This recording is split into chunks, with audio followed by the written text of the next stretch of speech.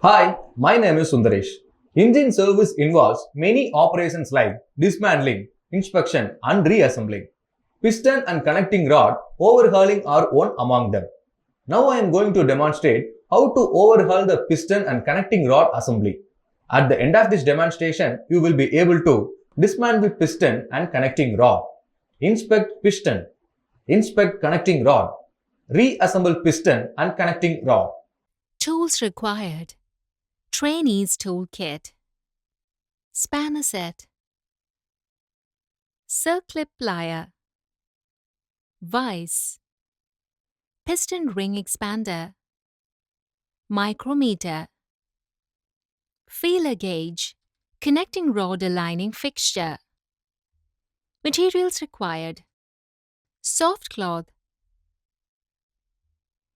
It is important to try to determine the location of noises before dismantling an engine.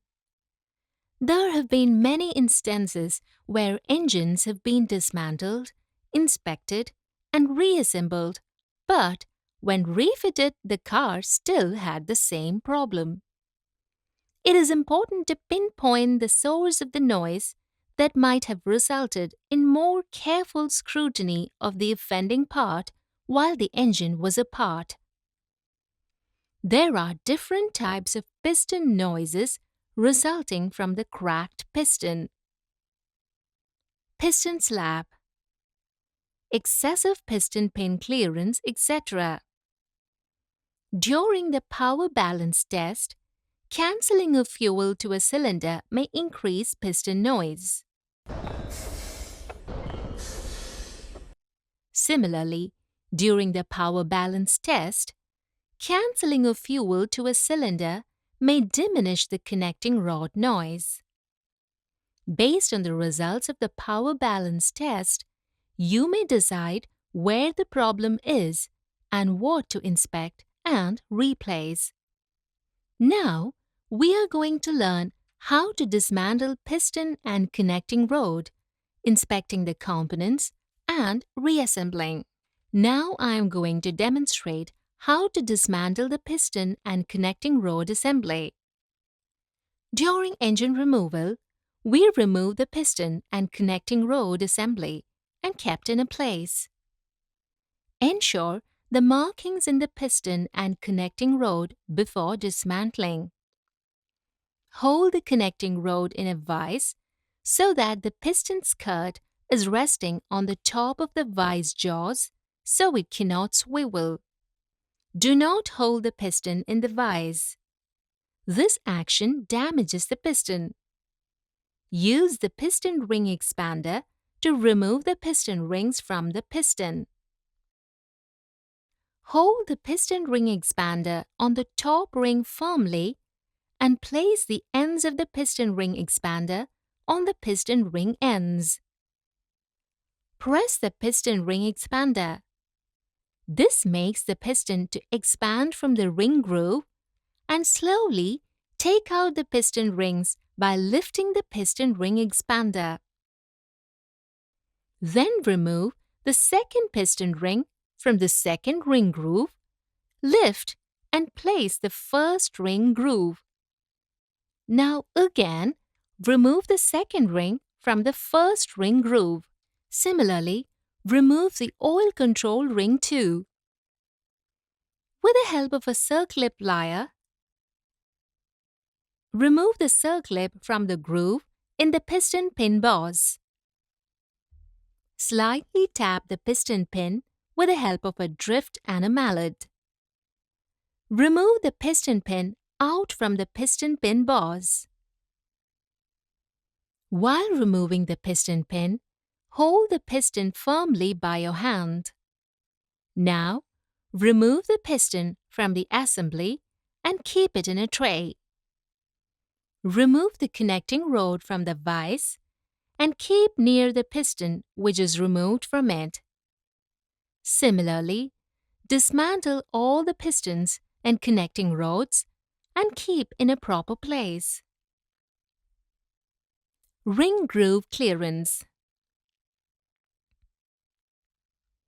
Before checking, piston grooves must be clean, dry, and free of carbon deposits.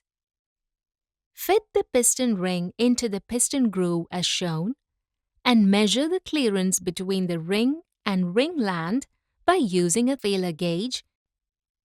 Determine the largest size feeler gauge that will fit between the side of each ring and groove. If clearance is out of specification, replace the piston. Repeat this operation for all pistons. Replace any pistons that have excessive wear. Check the ring gap. Place a compression ring into the cylinder squarely. Push it to the bottom of the ring travel with the head of the piston. Determine the largest size feeler gauge that will fit in the gap between the ends of the ring. This is the ring gap. If the ring gap is too small, the ends of the ring can be carefully filed to increase the gap. If the gap is too large, replace the ring. Check piston to bore clearance. The piston to bore clearance of a cylinder and piston must be measured using the same piston that will be installed in the cylinder during the reassembly. Remove the piston rings if not already removed. Install a spring scale on the piston. Place the piston in the cylinder bore with the piston skirts in the same relative position that they would have with the piston installed. Insert a feeler gauge between the piston skirt and the bore. Pull the piston out of the cylinder using the spring scale. Record the spring scale reading. Change feeler gauges until proper spring gauge reading is obtained. When correct spring gauge reading is obtained, the feeler gauge size used at the time is the piston to bore clearance. Please note that the excessive piston to bore clearance must be corrected to avoid piston slap and resulting piston and cylinder wear. Check piston pin fit. Lightly clamp the first connecting rod and piston assembly in a vise and try to rock the piston sideways.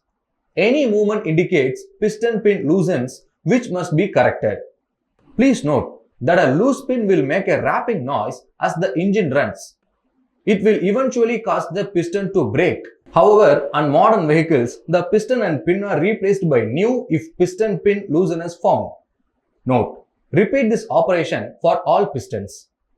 Check connecting rod for twisting and bending.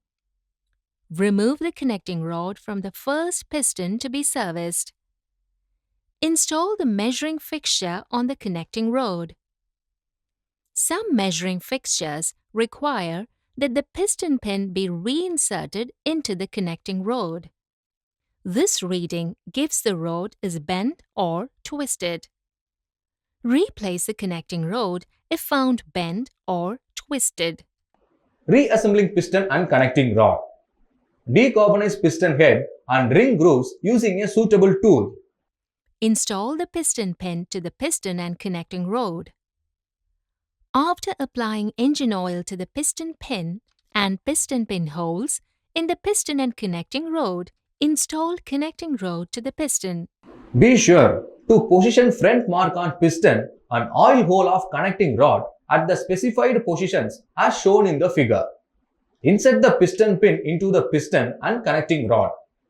Now, let's have a recap of what we have learned in this topic. We have learned to dismantle piston and connecting rod, inspect piston, inspect connecting rod, reassemble piston and connecting rod.